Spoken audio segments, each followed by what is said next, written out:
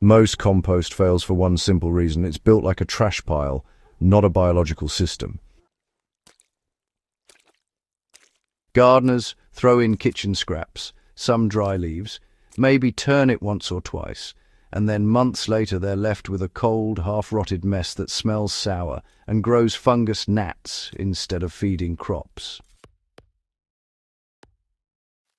Then they spread it anyway and wonder why their seedlings stall, their beds compact, and nitrogen seems to disappear. Raw biochar is, well, highly adsorptive. If you mix it straight into soil or compost without charging it, it can temporarily bind nutrients and reduce their availability.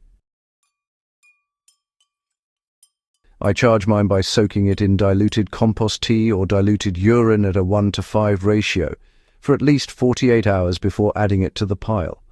Sometimes I simply mix it into fresh manure for a week before composting. The goal is really to saturate those pores with nutrients and microbes before they enter the system.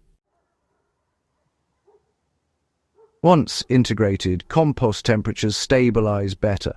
In my own trials, piles with biochar consistently hit and held between 55 and 65 degrees Celsius for several days longer than identical piles without it.